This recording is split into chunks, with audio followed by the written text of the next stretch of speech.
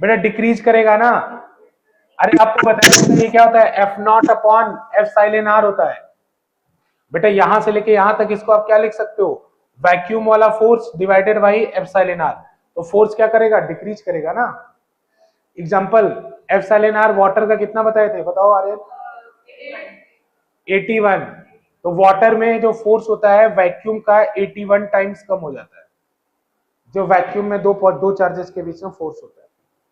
आगे चलें, Coulomb's law कर लोगे, कर लोगे ना? ठीक है, लिखो क्वेश्चन एक, लिखो क्वेश्चन, लिखो एक।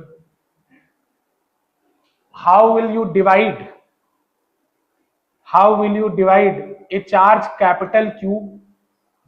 क्वेश्चन लिखो बच्चों, how will you divide A charge capital Q? How will you divide A charge capital Q such that the force between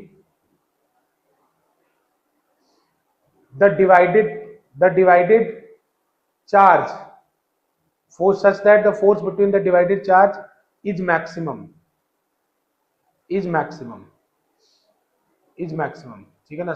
such that the force between the divided charge is maximum, ठीक है ना?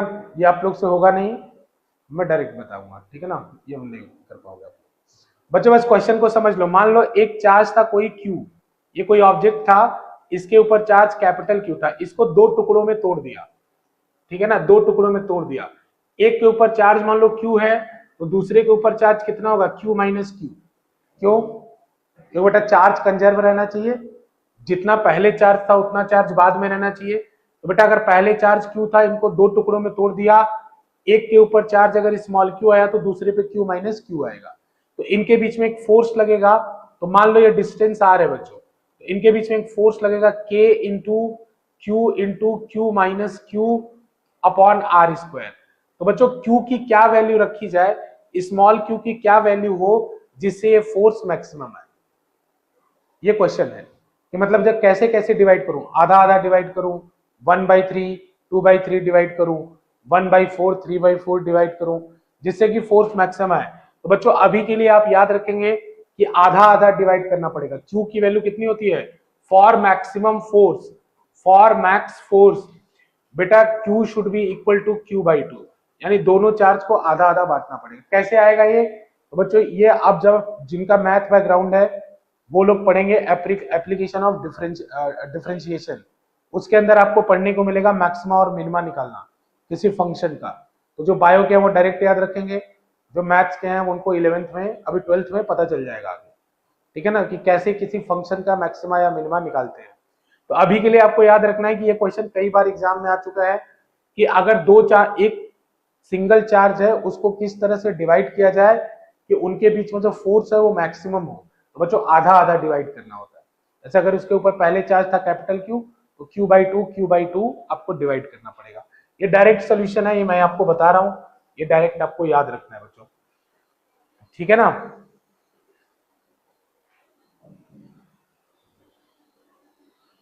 ठीक है बच्चों, ये आपको याद रखना है, डायरेक्ट याद रखना है कि Q/2 इसका आंसर है। For max F Q should be equal to Q/2, ठीक है बच्चों? चलो ठीक है, आगे चलते हैं बच्चे। देख लो अब मैं यहाँ पे कूलम का स्केलर लॉ खत्म कर रहा हूं, अब वेक्टर फॉर्म में आऊंगा। तो हाँ कूलम का, जैसे बेटा अभी जो F इक्वल टू के Q1 Q2/R² आप पढ़ रहे थे ना, वो उनका स्केलर फॉर्म था। तो बेटा अब वेक्टर फॉर्म में आऊंगा। स्केलर फॉर्म एक बार देख लो, किसी को कोई दिक्कत हो तो मुझे बता दो। स्केलर फॉर्म में किसी को कोई दिक्कत हो तो बता दो, ठीक है ना? कोई बात नहीं बेटा। अब देखो मैं, अब हेडिंग डालो vector form of Coulomb's law, vector form of Coulomb's law, vector form of Coulomb's law, vector form of Coulomb's law. बेटा कूलम्स लॉ का वेक्टर फॉर्म, ठीक है ना? Vector form of Coulomb's law, vector form of Coulomb's law, ठीक है बेटा, Coulomb's law का vector form. तो बेटा देखो अभी तक जो मैंने आपको पढ़ाया था वो ये फॉर्मूला पढ़ाया था, मैं बार बार लिख रहा हूं ताकि आपको याद हो जाए, के Q1 Q2/R², ये फॉर्मूला मैंने आपको पढ़ाया था। तो बच्चों इसमें मैंने एक बात कही थी कि put Q1 and Q2, put Q1 and Q2 without sign, without sign. बेटा अगर Q1 माइनस भी है या Q2 माइनस भी है तो आपको जब इसके अंदर वैल्यू पुट करना है तो बिना साइन के करना है, ये मैंने आपको बताया था। लेकिन बच्चों अब समय आ गया है कि हम इसका वेक्टर फॉर्म पढ़ें। हम स्केलर फॉर्म क्यों पढ़ते हैं बेटा? स्केलर फॉर्म से कैलकुलेशन फास्ट होती है, ठीक है ना। स्केलर फॉर्म से हम अच्छा कैलकुलेशन तेजी से कर सकते हैं, वेक्टर फॉर्म से कैलकुलेशन स्लो होती है, इसलिए वेक्टर फॉर्म बाद में पढ़ाया था। स्केलर फॉर्म जैसे अभी आपको बहुत सारे क्वेश्चन मैंने कराए, सारे स्केलर फॉर्म पे थे। वेक्टर फॉर्म से कैलकुलेशन थोड़ा सा स्लो होती है, ठीक है ना। तो अब हम वेक्टर फॉर्म ही पढ़ेंगे बच्चों। ये तो रिवाइज करने के लिए मैंने ऐसे लिख दिया था कि कूलम्स का ये फॉर्म होता है।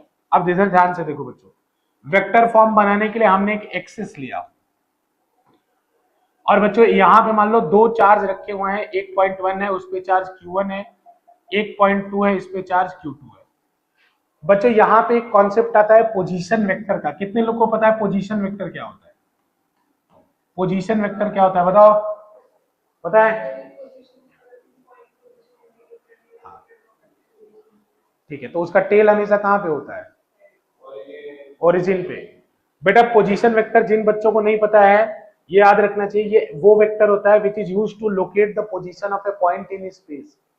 बच्चों स्पेस में अगर किसी पॉइंट की आपको पोजीशन बतानी है तो क्या क्या तरीके हो सकते हैं? आप इसका कोऑर्डिनेट बता दीजिए x, y, आप इससे डिस्टेंस बता दीजिए, एंगल बता दीजिए। तो मैथ के अलग अलग तरीके हैं। तो बच्चों वेक्टर का भी अपना तरीका होता है इस पॉइंट को लोकेट करने का, तो वो वेक्टर लोकेट करता है with the help of A position vector.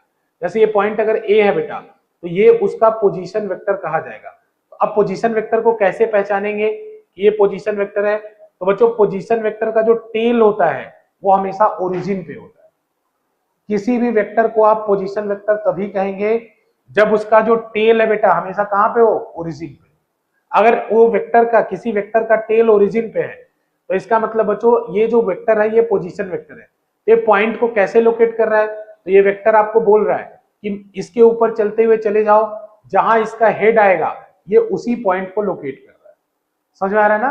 Position vector का टेल हमेशा ओरिजिन पे होता है और हेड उसका उस पॉइंट पे होता है जिस पॉइंट को वो लोकेट कर रहा होता है, ठीक है बच्चों। तो ये बात आपको याद रखना है, पोजीशन वेक्टर के बारे में है। तो बच्चों मान लो हमने स्पेस में दो चार्ज लिए, एक चार्ज था Q1, एक चार्ज था Q2। इनका जो पोजीशन वेक्टर था बच्चों वो R1 और R2 था। इनका जो पोजीशन वेक्टर था वो R1 और R2 था, ठीक है बच्चों। ये इनका पोजीशन वेक्टर है R1 और R2। तो देखो ये पोजीशन वेक्टर है कि नहीं? तो दोनों पोजीशन वेक्टर है बच्चों। क्यों? क्योंकि दोनों का टेल कहां पे है? ओरिजिन पे, ठीक है। अब मान लो बेटा हमें कैलकुलेट करना है force on two because of one. देखो लैंग्वेज का मतलब समझो, अगर मैं लिख रहा हूं F21 तो मैं कैलकुलेट करना चाह रहा हूं force on two because of one, ये मैं ये कैलकुलेट करना चाहता हूं। तो बेटा force on two because of one, तो ये वन वाला टू पे कैसे फोर्स लगा रहा होगा? तो बेटा अगर इस लाइन को मैं इस तरह ज्वाइन कर दूं तो ये फोर्स ऐसे लगा रहा होगा। देखो बच्चों F21 का फोर्स इस डायरेक्शन में होगा कि नहीं? देखना जरा, ठीक है। तो बेटा देखो अगर F21 का फोर्स इस डायरेक्शन में है तो इसका मैग्नीट्यूड पहले लिख लेते हैं हम लोग। तो मैग्नीट्यूड कितना होगा? वही पुराना K Q1 Q2 upon magnitude लिख रहा हूं अपॉन ये जो वेक्टर है। अच्छा बच्चों एक और चीज, एक और बात बतानी है। ट्राइंगल लॉ पता है सबको? ट्राइंगल लॉ पता है? ट्राइंगल लॉ क्या कहते हैं? ट्राइंगल लॉ कहता है कि अगर दो वेक्टर है, एक वेक्टर है ए एक वेक्टर है बी, तो अगर आपको ए और बी को ऐड करना है तो एक वेक्टर के हेड पर, जैसे ए के हेड पर बी का टेल रखो और initial tail to final head मिलाओ, तो अब ये जो वेक्टर आता है बेटा ये ए प्लस बी वेक्टर होता है। ये होता है ट्राइंगल लॉ, ठीक है बेटा। तो देखो इस वेक्टर का नाम क्या होगा? ये वेक्टर 1 से 2 जा रहा है ना, तो इस वेक्टर का नाम होता है R21 वेक्टर। कौन सा वेक्टर? जो बच्चों 1 से 2 की तरफ जा रहा है उस वेक्टर का नाम क्या है? R21 vector. देखो बच्चों R1 R2 क्या कौन सा वेक्टर है? Position vector. R21 कौन सा वेक्टर है? जो बेटा 1 से 2 तक जा रहा है। नाम लिखने का तरीका, पहले फाइनल वाला पॉइंट होता है बाद में इनिशियल वाला पॉइंट होता है। समझ में आया बच्चों? अब इसमें जरा ट्राइंगल लॉ लगाना, इस वाले डायग्राम में ट्राइंगल लॉ लगाना, तो कौन कौन मिलके किसके इक्वल हो रहा है? तो देखो बच्चों R1 वेक्टर के हेड पर R21 वेक्टर का टेल रखा हुआ है, देखो। और ये जो R2 वेक्टर है वो initial till two final head है। तो एक बात मैं लिख सकता हूं बच्चों यहां से कि R2 vector is equals to R21 vector plus R1 vector. लिख सकता हूं कि नहीं? देख लो। अब बेटा यहां से हमें किसकी जरूरत है? R21 की। तो बेटा R21 वेक्टर कितना कैसा होगा? इसको उधर भेज दो, R2 माइनस R1। तो सुनो, ये वाली बात हम अब डायरेक्ट याद रखेंगे बच्चों। ये वाली बात कि अगर आपको जैसे सेकेंड पॉइंट का पोजीशन वेक्टर दे रखा है, फर्स्ट पॉइंट का पोजीशन वेक्टर दे रखा है, R21 वेक्टर निकालना है तो R2 माइनस R1, R12 निकालना है तो R1 माइनस R2। आर्यन समझ में आ रहा है? आर्यन यहीं पे हो ना? ठीक है बेटा। अगर R21 निकालना है तो R2 माइनस R1, R12 निकालना है तो R1 माइनस R2। बेटा ये समझ में आ रहा है? ये वेक्टर है, 11th की चीज है, लेकिन 12th में भी थोड़ा थोड़ा पढ़ते रहो, ठीक है? ठीक है बच्चों। तो यहाँ R21 वेक्टर किसके इक्वल होगा? R2 minus R1। ठीक है बच्चों, डन। अच्छा बताओ, यहां मैं फोर्स लिख रहा था, उसका मैग्नीट्यूड लिख रहा था। तो बच्चों मैग्नीट्यूड जब लिख रहा था तो लिखा मैंने K into Q1 Q2 upon R का स्क्वायर। R का स्क्वायर ना? तो बेटा R क्या होगा? इस वेक्टर का लेंथ होगा। ये जो R21 वेक्टर है इसका लेंथ होगा ना बच्चों। एक एरो है, एरो का अगर वेक्टर को रिप्रेजेंट करता है तो उसका जो लेंथ होता है वो क्या करता है? मैग्नीट्यूड को रिप्रेजेंट करता है।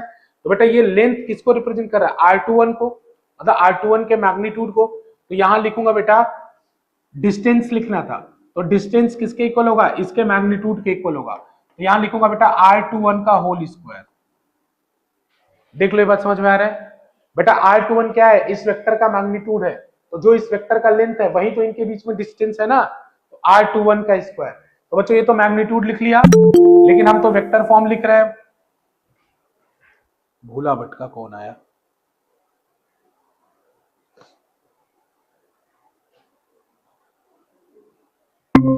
ठीक है बच्चों, इधर देखो। अब मुझे सुनो ध्यान से बच्चों, फिर से वेक्टर वेक्टर वेक्टर मैं बोलता हूं ना, वेक्टर आपको अच्छा पढ़ना ही पड़ेगा। वेक्टर फिर से 12th में आता जाएगा, आता जाएगा। देखो लेकिन मैं पूरा कोशिश करूंगा कि बताऊं। अब देखो बच्चों, ये तो मैग्नीट्यूड हो गया, इसके बाद डायरेक्शन बताना है। तो डायरेक्शन बताने के लिए कौन से वेक्टर का इस्तेमाल किया जाता है? यूनिट वेक्टर का। यूनिट वेक्टर आप लोगों को पता है, जैसे अगर कोई वेक्टर है बच्चों, जैसे आई कैप, जे कैप, के कैप आपने पढ़ा है ना। तो बच्चों आई कैप क्या होता है? एक्स के डायरेक्शन में यूनिट वेक्टर होता है। जे कैप क्या होता है? वाई के डायरेक्शन में यूनिट वेक्टर होता है। के कैप क्या होता है? जेड के डायरेक्शन में। ये तो खैर एक्स वाई जेड के डायरेक्शन में है। वैसे बेटा किसी भी डायरेक्शन में हम यूनिट वेक्टर निकाल सकते हैं।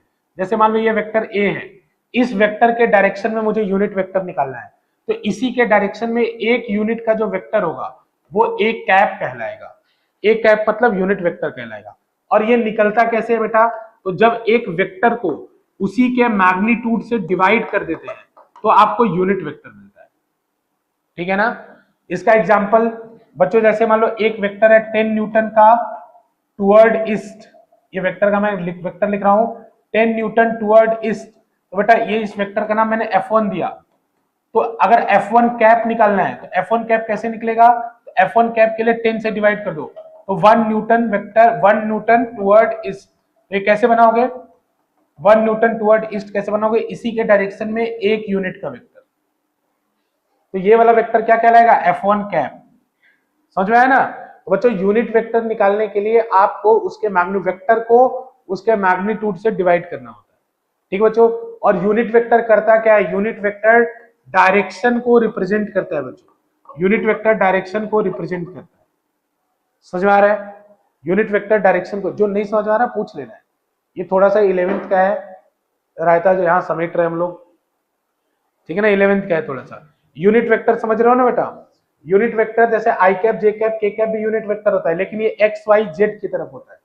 लेकिन इसका मतलब ये नहीं होता कि किसी और डायरेक्शन में यूनिट वेक्टर नहीं हो सकता। यूनिट वेक्टर आप किसी भी वेक्टर के डायरेक्शन में भी निकाल सकते हो। कैसे? सिंपली उस वेक्टर को उसके मैग्नीट्यूड से डिवाइड कर लो। ठीक है बच्चों? तो यूनिट वेक्टर क्या बताता है? डायरेक्शन बताता है। डन? आगे चलो। यूनिट वेक्टर मतलब A vector divided by its mod. ठीक है? आराम से पढ़ना है, घबरा के नहीं पढ़ना है। देखो बच्चों, ये मैंने मैग्नीट्यूड लिख लिया, बताओ F21 का डायरेक्शन वही होगा क्या जो R21 का डायरेक्शन है? बच्चों जो R21 वेक्टर का डायरेक्शन है, क्या वही डायरेक्शन F21 वेक्टर का होगा? देख लो, R21 वेक्टर का जो डायरेक्शन है, क्या वही डायरेक्शन F21 वेक्टर का होगा? होगा ना? तो बेटा यानी ये तो मैग्नीट्यूड लिख लिया, फिर इस फोर्स का डायरेक्शन क्या होगा? तो वही डायरेक्शन होगा जो R21 वेक्टर का होगा। तो मुझे R21 वेक्टर का क्या चाहिए? केवल डायरेक्शन। तो बेटा R21 वेक्टर का डायरेक्शन चाहिए, तो डायरेक्शन के लिए हम क्या निकालते हैं? Unit vector. तो मुझे R21 का यूनिट वेक्टर चाहिए। तो ये होता है बच्चों, ये जो मैंने अभी लिखा है, इसी को हम लोग कहते हैं vector form of Coulomb's law. और इसमें बच्चों put Q1 Q2 with sign, put Q1 Q2 with sign. हाँ बोलो बोलो बेटा बोलो। है मल्टीप्लाई में है, ये मल्टीप्लाई में R21 कैप, ये R21 कैप है बेटा। जिसको नहीं समझ में आया, दीक्षा समझ में आ रहा है बेटा? Yes sir.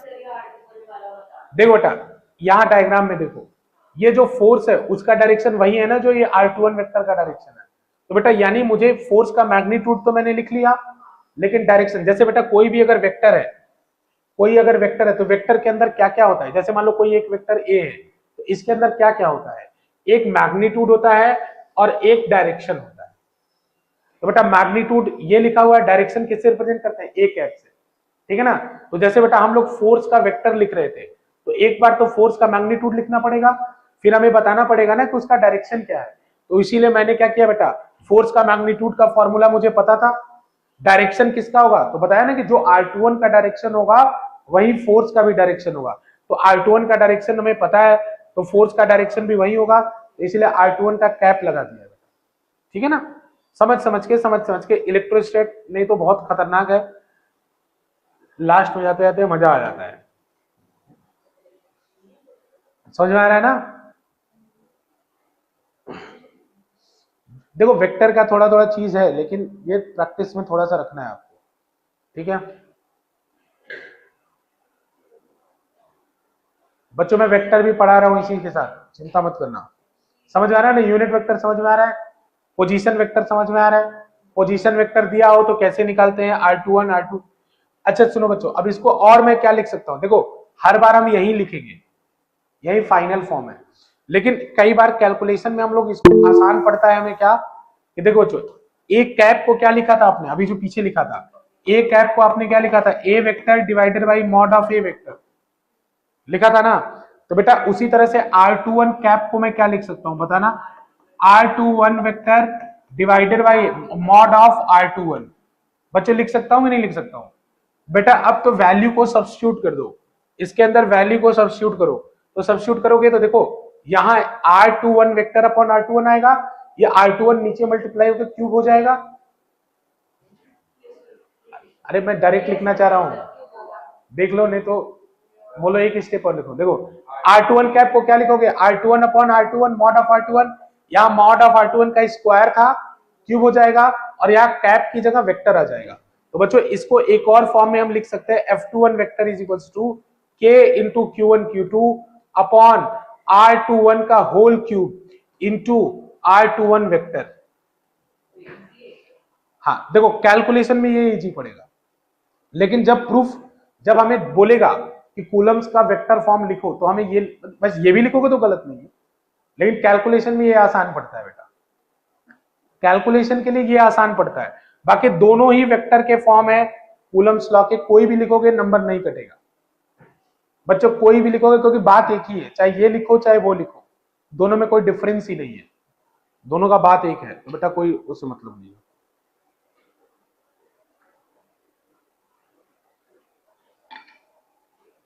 एकदम आराम से समझो बच्चों, ठीक है? ये R21 का क्यूब है, इतना समझ में आ गया? नहीं आया समझ में? वेरी गुड, बताओ कहां ये फॉर्मूला कहां से आया? हाँ इसलिए मैं डर रहा था थोड़ा सा कि मैं डायरेक्ट लिखने सोच रहा था। देखो बेटा मैं फिर से लिख दे रहा हूं, नीचे देखो, F21 को क्या लिख सकते हो? K into Q1 Q2 upon R21 का स्क्वायर, ये तो लिखा हुआ था ना? R21 को कैप को क्या लिख सकते हो बेटा? R21 वेक्टर अपॉन R21, तो बेटा ये दोनों मल्टीप्लाई होके क्यूब नहीं हो जाएंगे नीचे, और ऊपर कैप हट के क्या आ जाएगा, वेक्टर। वही तो किया है, कोई दिक्कत, बस वही किया, ठीक है ना। अच्छा यहाँ पे एक क्वेश्चन है कि जैसे अगर कोई भी चार्ज माइनस हो जाएगा तो भी ये फॉर्मूला सही आएगा। अगर मान लो जैसे मैंने अभी इसमें एक और बात लिखना आप लोग बेटा कि पुट, ये फॉर्मूला जहां लिखा है ना वहां लिखना put Q1 Q2 with sign. Coulomb's के स्केलर फॉर्म में साइन नहीं पुट करना होता है, लेकिन वेक्टर फॉर्म में जरूर करना होता है, put Q1 and Q2 with sign. ठीक है, देखो देखो बच्चों, अब देखो एक क्वेश्चन बताता हूं, फिर उसके बाद एक न्यूमेरिकल प्रैक्टिस करेंगे, फिर आगे चलेंगे। इसमें आता है बच्चों प्रिंसिपल ऑफ सुपरपोजिशन। हेडिंग डालो, principle of superposition, principle of superposition. बेटा प्रिंसिपल ऑफ सुपरपोजिशन, ये देखो डायरेक्ट बोर्ड ये क्वेश्चन डायरेक्ट पूछता है बच्चों, principle of superposition board direct पूछता है, ठीक है ना। प्रिंसिपल ऑफ, बोलेगा कि right the principle of superposition for Coulomb's law, for Coulomb's law, ठीक है ना। Principle of superposition for Coulomb's law. बच्चों क्योंकि अलग अलग टाइप का प्रिंसिपल ऑफ सुपरपोजिशन होता है, तो अभी कूलम्स लॉ के लिए बात कर रहे हैं। तो बच्चों देखो मैं बताता हूं क्या इसमें, ये ड्राइंग बनाना होता है, ये क्वेश्चन आएगा 3 नंबर में या 2 नंबर में। देखो ये ड्राइंग बनाना होता है, ड्राइंग बनाने के बाद हम मानते हैं कि मल्टीपल चार्जेस प्रेजेंट है।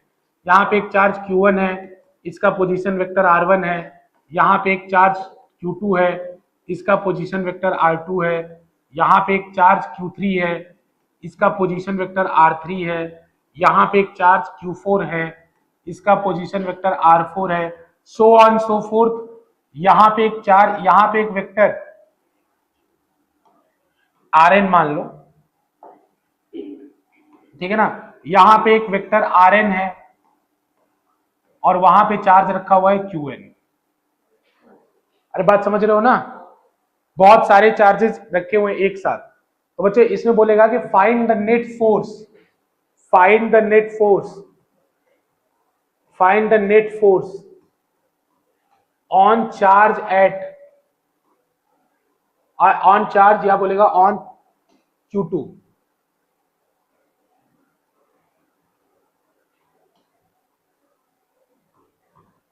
ऑन चार्ज Q2,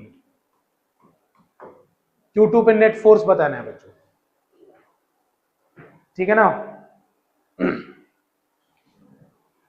ठीक है, कैसे बताओगे, देखो अगर ये नहीं भी बोलेगा तो भी आप ऐसे डायग्राम बनाएंगे, कोई भी एक चार्ज लेंगे उसके ऊपर नेट फोर्स बता देंगे। यही प्रिंसिपल ऑफ सुपरपोजिशन होता है। प्रिंसिपल ऑफ सुपरपोजिशन का मतलब क्या है कि जैसे बच्चों आपने वेव में भी पढ़ा होगा कि एक वेव पहले से है और एक और वेव आ जाती है तो रिजल्टेंट बिहेवियर क्या होता है।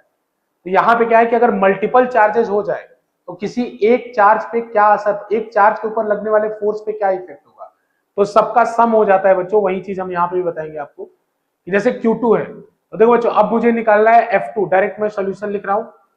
प्रिंसिपल ऑफ सुपरपोजिशन बोले तब भी यही करना है, ऐसे लिख के बोल दे तब भी यही करना है, ठीक है। अब देखो बच्चों मैं निकालने वाला हूं F2, F2 यानी net force on 2, net force on 2।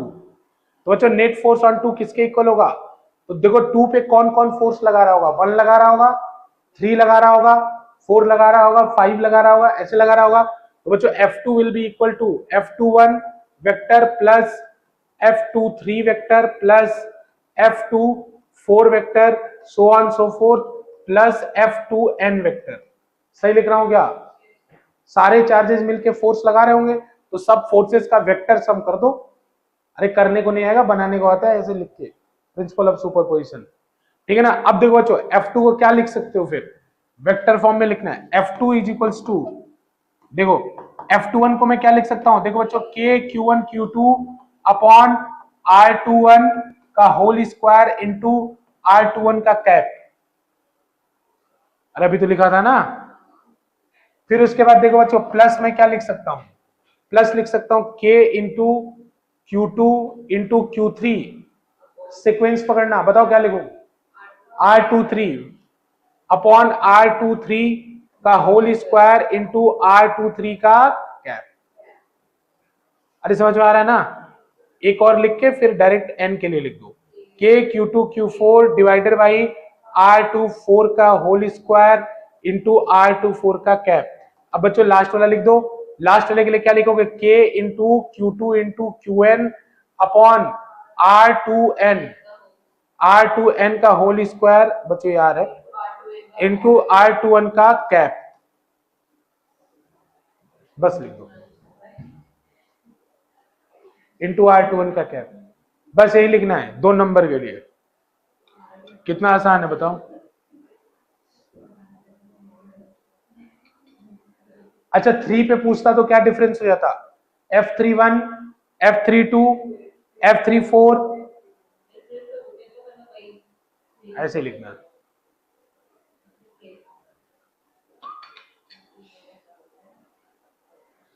चाहो तो क्यूब वाले फॉर्म में भी लिख सकते हो बच्चों, चाहो तो क्यूब वाले फॉर्म में भी लिख सकते थे ना, ऐसे ही लिख लो चाहे कैसे भी लिख लो, आपकी इच्छा। यहां लिख सकते थे R21 का वेक्टर अपॉन R21 का क्यूब, ऐसे भी लिख सकते हो, बात एक ही है। ये प्रिंसिपल ऑफ सुपरपोजिशन है, ठीक है। अब एक क्वेश्चन करते बच्चों।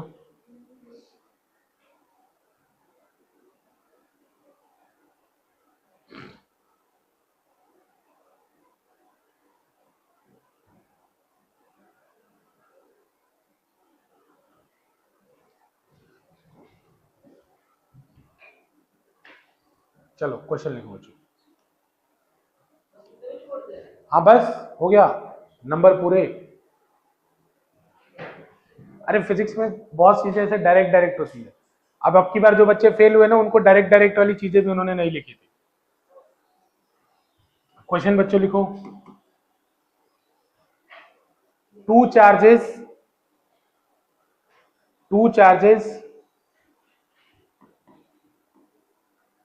two charges of 1 microcoulomb, 2 charges of 1 microcoulomb,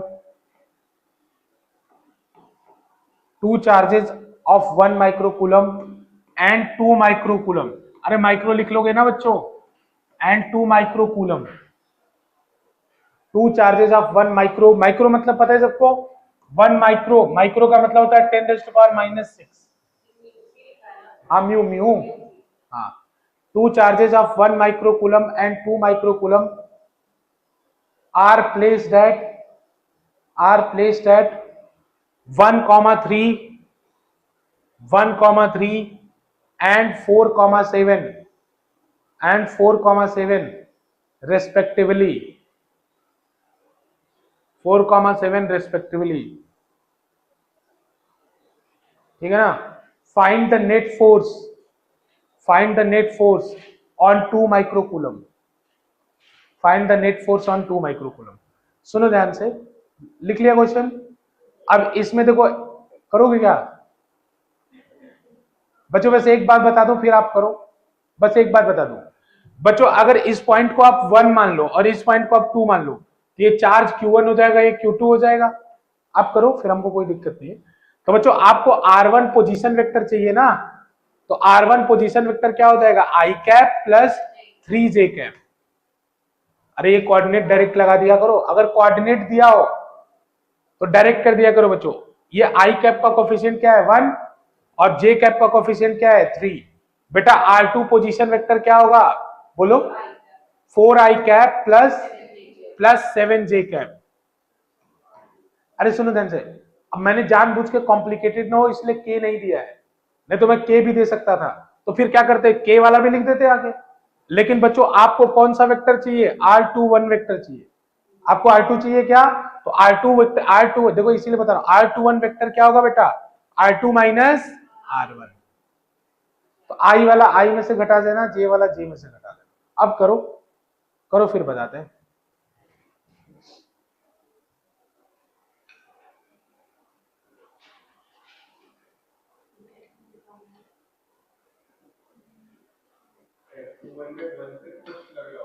बेटा F21 देखो, फिर कंफ्यूज हो रहे हैं ना। जो बाद में होता है उस पर फोर्स लगता है, यानी जो पहले लिखते हैं हम उस पर फोर्स लगता है। तो अगर मैं F21 लिख रहा हूं यानी मैं कैलकुलेट कर रहा हूं फोर्स ऑन 2 ड्यू टू 1, यानी आपको कैलकुलेट क्या करना है दूसरे पे फोर्स, तो आपको F21 कैलकुलेट करना है।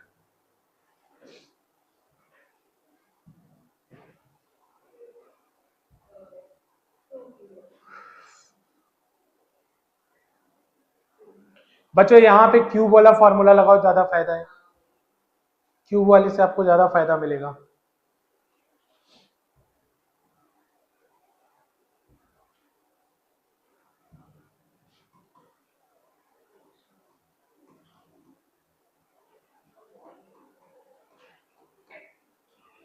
मॉड निकाल लोगे ना, मॉड का फॉर्मूला क्या होता है, आई के कोफिशिएंट का स्क्वायर प्लस जे के कोफिशिएंट का स्क्वायर फिर रूट 5 आ गया, जानबूझ के उसका क्यूब, जानबूझ के डेटा ऐसा दिया था बेटा कि सॉल्व हो जाए।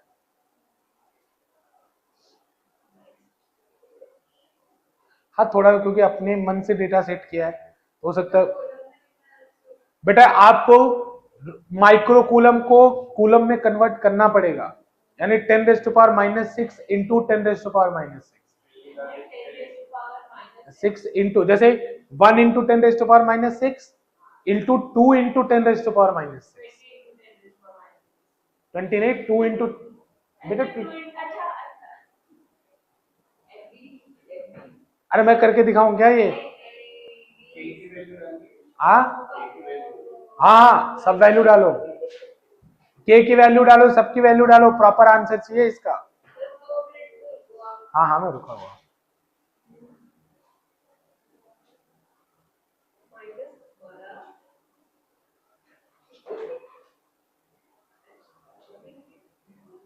करण आ रहा है समझ में, हृदयांश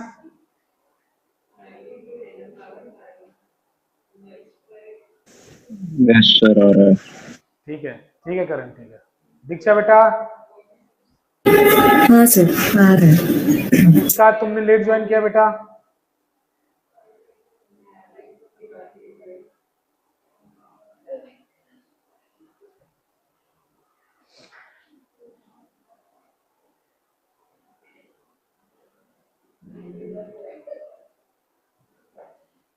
आ गया आंसर, ले आना।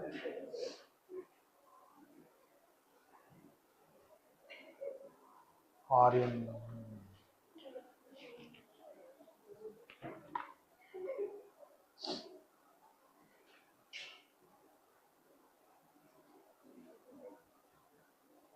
ठीक है। अरे आंसर में मत देखो, कॉन्सेप्ट को समझो, ठीक है ना, हो गया। अरे देख लिया ना, पूरा प्रॉपर अच्छा आंसर नहीं आएगा, सुंदर आंसर नहीं आएगा, इसलिए चिंता मत करो। चलो फ्रेश पेज पे या यहीं पे कर लेता हूं। बच्चों देखो ये कितने लोग को ये R1 वाली बात, आरुष समझ में आया R1 कैसे लिखा, R2 कैसे लिखा समझ में आया।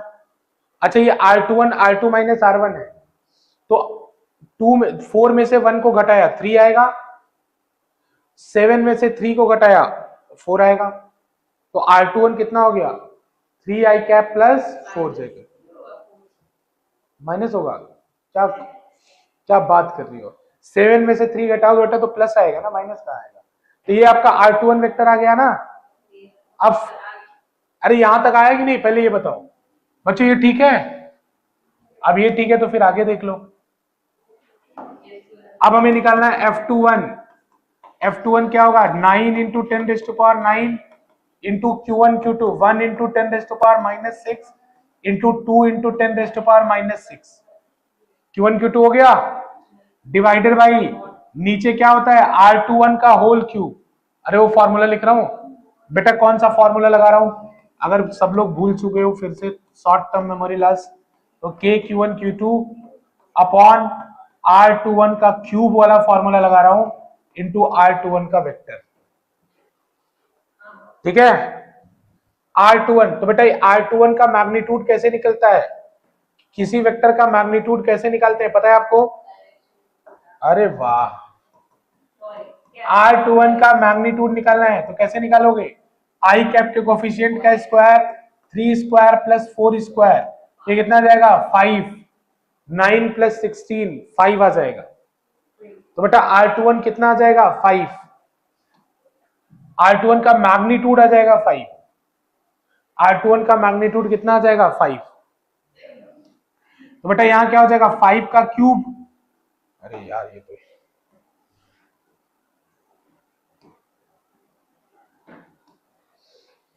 इसके बाद बच्चों यहां पे क्या होगा R21 वेक्टर। तो R21 वेक्टर कितना है 3i कैप + 4j कैप।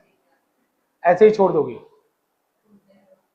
अब बस सॉल्व वॉल्व जो हो सके कर लो, बाकी अब जो आए वही आंसर है। तो कितना होगा 9 × 10⁻⁻12 तो 10⁻³ हो जाएगा। बच्चों सॉल्व करके देख लेना, -12 होगा 9 होगा तो -3 बचेगा अपॉन 125। फिर अंदर क्या बचेगा 3i कैप + 4j कैप। चाहो तो ऐसे ही छोड़ सकते हो, तो और तो कुछ कैंसिल होना नहीं है। ठीक है हाँ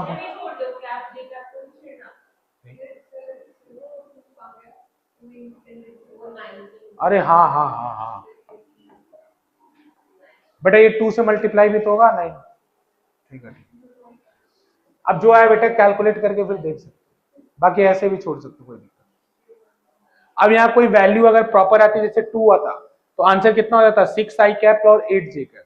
लेकिन ये पूरा वैल्यू बेटा परफेक्ट नहीं आएगा। तो बाकी कॉन्सेप्ट को भी समझो कैलकुलेशन, क्योंकि ये क्वेश्चन मैंने अपने मन से बनाया है तो इस वजह से इसका परफेक्ट आंसर नहीं आ रहा है। ठीक है ना, अदरवाइज डेटा अच्छा आएगा। डन। अरे इसमें और क्वेश्चन कराना है ये समझ जाओगे बेटा, इसके ज्यादा क्वेश्चन आते नहीं है, लेकिन अगर क्वेश्चन आएगा तो ऐसे ही अप्रोच करना है। कर लोगे ना। चलो अब लिखो इलेक्ट्रिक फील्ड। बच्चों लिखो इलेक्ट्रिक फील्ड। हाँ नहीं, अगर स्टेटमेंट नहीं बेटा, इस सुपर पोजिशन का मतलब ही होता है कि मल्टीपल फोर्सेस प्रेजेंट होने पे रिजल्टेंट फोर्स क्या होगा। सुपर पोजिशन वर्ड का मतलब यही होता है। पीछे करो लो।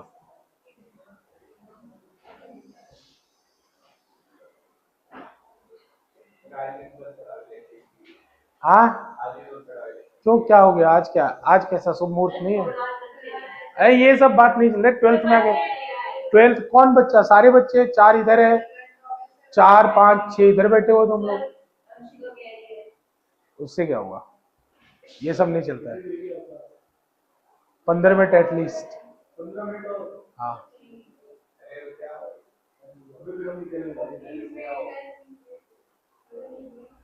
चलो लिखो इलेक्ट्रिक फील्ड। इलेक्ट्रिक फील्ड लिखो, लिखो it is the surrounding around a charge. हाँ it is the surrounding around a charge. बहुत बढ़िया। It is the surrounding around a charge in which other charge experience the force।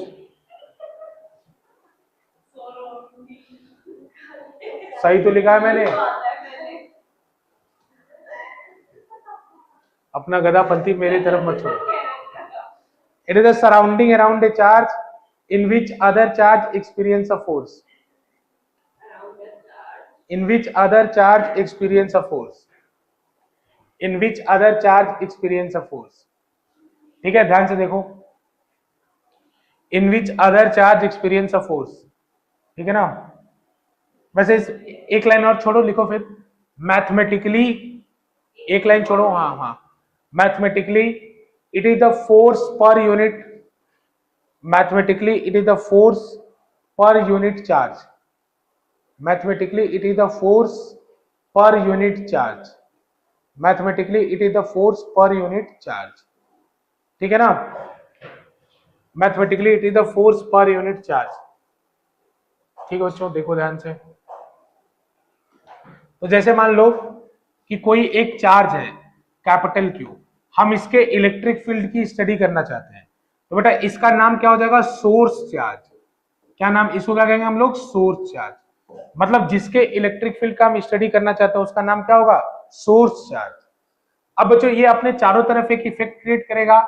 इसके अंदर अगर कोई भी प्लस या माइनस चार्ज लेके आओगे प्लस लाओगे तो रिपल्सन होगा, माइनस लाओगे तो अट्रैक्शन होगा। तो बच्चों इसने अपने चारों तरफ एक इनविजिबल इफेक्ट क्रिएट करके रखा है, इसी इफेक्ट को हम लोग क्या बोलते हैं, इलेक्ट्रिक फील्ड। अब देखो बच्चों, अगर आपसे कोई पूछे क्वालिटेटिव एनालिसिस इसका कि इससे आर डिस्टेंस पे एक पॉइंट है, जैसे बच्चों मान लो ये पॉइंट है P, आर डिस्टेंस पे एक पॉइंट है, तो इस पॉइंट पे इलेक्ट्रिक फील्ड कितना होगा। बच्चों इसको रिप्रेजेंट करते हैं E से, तो इस पॉइंट पे इलेक्ट्रिक फील्ड कितना होगा। तो बेटा इसका भी दो फॉर्म है, स्केलर फॉर्म और वेक्टर फॉर्म। तो अभी स्केलर फॉर्म बता रहा हूं, तो इस पॉइंट पे इलेक्ट्रिक फील्ड कितना होगा। तो बच्चों देखो ट्रिक, ये यूनिट चार्ज पे लगने वाला फोर्स होता है, तो जिस पॉइंट पे इलेक्ट्रिक फोर्स पूछे वहां पे आप मान लेना कि 1 कूलम रखा है, लिखना मत, बस मान लेना 1 कूलम रखा है और फोर्स लिख देना। तो फोर्स कितना होगा, K इंटू Q1 Q2, तो Q2 क्या हो जाएगा 1, तो लिखो मत, अपॉन R स्क्वायर। हाँ अपने आप समझना, ये R स्क्वायर, तो ये क्या हुआ, इलेक्ट्रिक फील्ड का फॉर्मूला हुआ due to a point charge at a distance R। मतलब इनडायरेक्टली बोलूं तो जिसको कूलम्स लॉ आ गया उसको इलेक्ट्रिक फील्ड निकालना आ गया। बस इलेक्ट्रिक फील्ड में दूसरा वाला चार्ज क्या डालना है, 1, लिखना नहीं है। लेकिन लिखना क्यों नहीं है, अगर तुमने लिख दिया ना कि यहां 1 कूलम रखा है, खत्म हो जाएगा तुम्हारा नोटबुक, फिर काट देगा पूरा टीचर। क्यों, क्योंकि बच्चों मैंने बताया था कि 1 coulomb is a huge amount of charge. तो बेटा 1 कूलम रखोगे तो ये फिर इनकी हैसियत ही नहीं रहेगी, समझ रहे हो। मतलब जो सोर्स चार्ज है, जिसके फील्ड की स्टडी करना चाहते हो, तो जिसके मदद से तुम स्टडी करो वो इतना तगड़ा है कि उनको ही खत्म कर दिया। अरे समझ रहे हो कि नहीं समझ रहे हो, 1 कूलम बहुत बड़ा चार्ज है ना, ठीक है ना। हाँ कितना बड़ा चार्ज है मैं बता चुका हूं, 2 एग्जांपल्स है। एक टावर वाला एग्जांपल दिया था, टावर, ठीक है ना। और एक एग्जांपल मैंने दिया था कि 900 करोड़ इलेक्ट्रॉन पर सेकंड निकालने पर 196 साल लगते हैं कूलम चार्ज बनाने में। अच्छा 196 साल, हट, तुम लोग टाइम पास करो, बहुत मारूंगा मैं।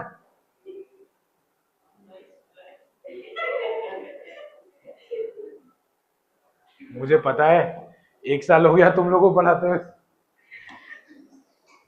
इन सबको तो 2 साल, 2 हाँ हाँ, 12 तीसरा तीसरा है ना। चलो ठीक है,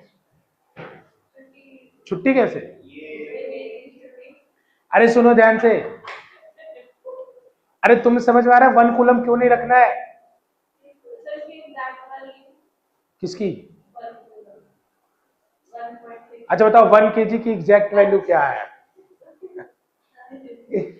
1 kg की कितने kg एग्जैक्ट वैल्यू होगी, 1 मीटर की कितने मीटर एग्जैक्ट वैल्यू होगी, 1 लीटर की कितने लीटर कह रही कि 1 कूलम का कितने कूलम एग्जैक्ट वैल्यू होगा।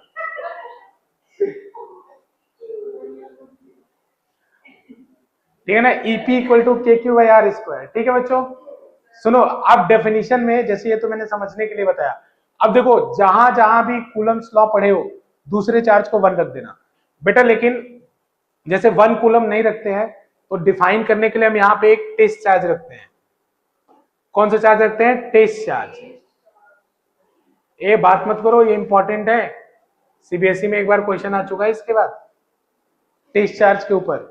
बच्चों अगर हम 1 कूलम नहीं रख सकते तो क्या रख सकते हैं, टेस्ट चार्ज तो रख सकते हैं ना। अभी टेस्ट चार्ज नामक चीज क्या है, तो बच्चों टेस्ट चार्ज एक इतना छोटा चार्ज है कि जिसकी अपनी कोई इलेक्ट्रिक फील्ड नहीं होगी। बेटा चार्ज छोटा क्यों है ये, क्योंकि अगर इसकी भी इलेक्ट्रिक फील्ड होगी तो ये इसके इलेक्ट्रिक फील्ड को डिस्टर्ब कर देगा ना। तो टेस्ट चार्ज हम लोग क्या लेते हैं, बहुत छोटा, कितना छोटा, 0 के लगभग बराबर, लेकिन 0 नहीं। ठीक है, तो टेस्ट चार्ज लेते हैं। तो बच्चों इलेक्ट्रिक फील्ड को डिफाइन क्या करते हैं, F अपॉन Q। देखो मैथमेटिकल लिखता हूं, इलेक्ट्रिक फील्ड को डिफाइन क्या करते हैं, लिमिट पढ़ा है आपने, limit Q tending to 0, F upon Q।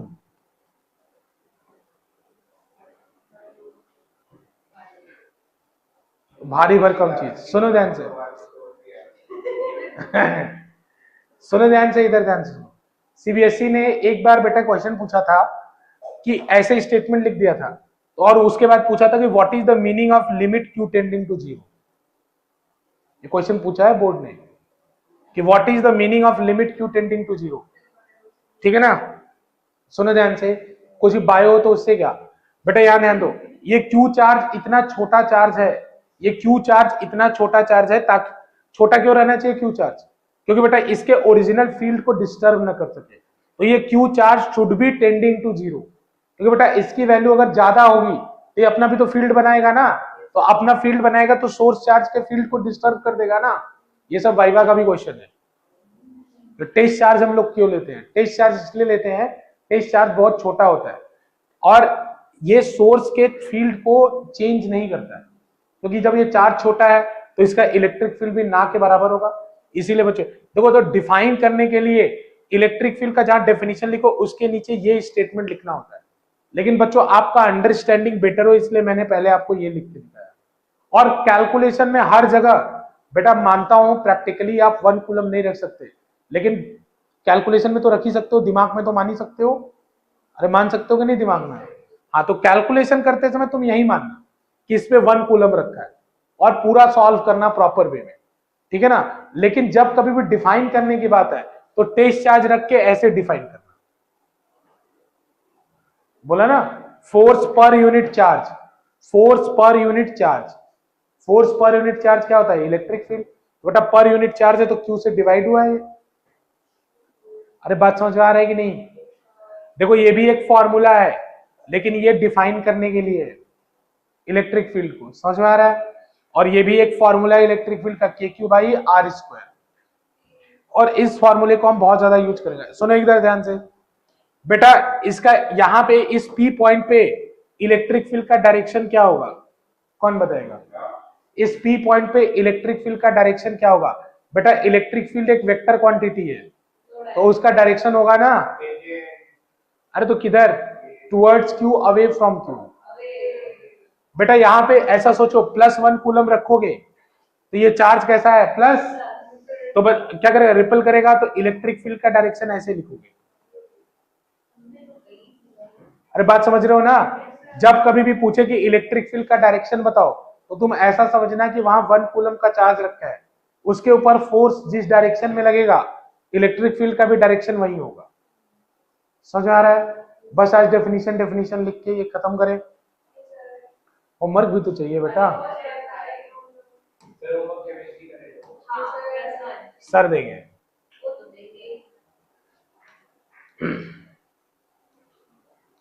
तुमसे तो होगा ही नहीं ये सब।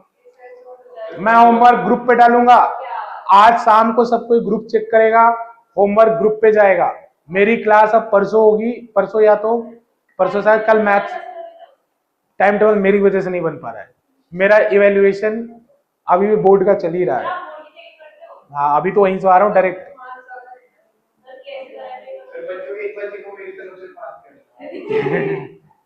60% बच्चे फेल है, 40% पास है। मोस्ट प्रोबेबली मैं थर्सडे को फ्री हो जाऊंगा, तो थर्सडे से आपको प्रॉपर टाइम टेबल मिल जाएगा। थर्सडे के बाद से मेरी वजह से प्रॉब्लम हो रहा है टाइम टेबल का, जो भी इशू है। लिमिट नोट करना था बच्चों। मैं होमवर्क ग्रुप में भेजूंगा, करके आना है, और जितना पढ़ाया पढ़ के आना है। और आज शाम को जिन बच्चों ने होमवर्क नहीं किया, जैसे रसिका,